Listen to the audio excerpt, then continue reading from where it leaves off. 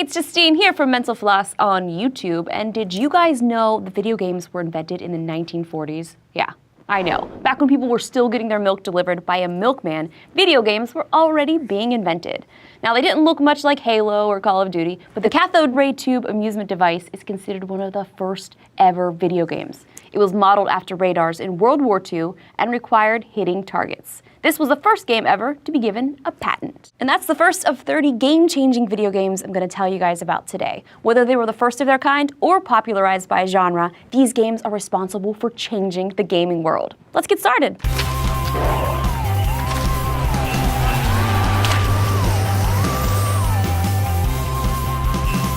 The cathode ray tube amusement device was never played by the public, and it's pretty surprising given its really marketable name.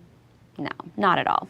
A couple of similar innovations emerged throughout the 50s, including the first video game designed to be played for fun, Tennis for Two. It was created by a nuclear physicist as a project for the US government, believe it or not. The game itself was a lot like Pong. Space War, which came about in 1962, was the first game played on a computer that became decently popular. Now in the 60s, a popular game meant that it was played by essentially everyone who could afford a computer, which wasn't very many people. And it took over 200 hours for a team to program Space War, the two-player game in which spaceships would shoot missiles at each other, and you can find versions of this on the internet that people still play to this day. A couple years later, Pong emerged, which really put video games on the map. And this was a product of an actual corporation, Atari, which was founded by Nolan Bushnell, who also launched the Chuck E. Cheese franchise. I kid you not. And I will leave it up to you guys to decide whether his work with Atari makes up for that terrifying animatronic mouse. By 1975, people were buying Pong to play in the comfort of their own homes, and video games were officially a cultural staple. Space Invaders, released in 1978, was hugely successful.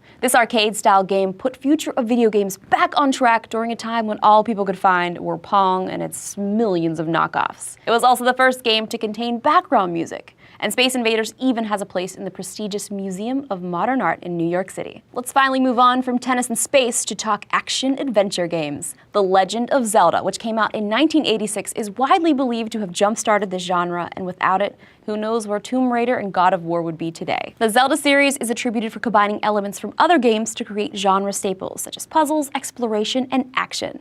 This was also the first game to ever allow you to save your progress and return to your gameplay later. And as someone who takes months to finish games, I can't even imagine having to finish a game in one setting. Actually, yes, I could, but I don't want to do that. In 1992, Wolfenstein 3D popularized the first-person shooter. The game was set in a Nazi prison, and the protagonist was a spy who had to escape the prison and take out the Nazis. Wolfenstein 3D had predecessors, but this game brought first-person shooters to the forefront of the gaming world.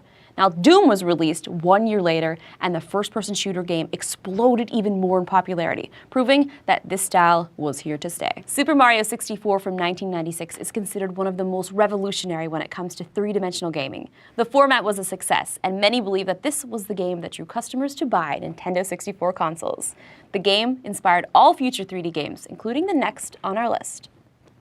GoldenEye 007, and this was a 3D first-person shooter game for Nintendo 64, and it was also the first game ever to include multiplayer deathmatch. And I think I can say this on behalf of all Call of Duty players. Thank you, GoldenEye 007. I love you. Simulation games have been around for a while, but The Sims, after its release in 2000, exploded in popularity. It became one of the best-selling computer games ever, which really shocked people because it was goalless and seemed like a standard simulation of day-to-day activities, which, yes, is true, but those people clearly don't understand how rewarding it can be to make your sim a level 10 in cooking. In 2001, Grand Theft Auto 3 put sandbox gameplay on the map. This game let its player take the protagonist and decide whether to follow the story or just steal some cars and crash them all over the city.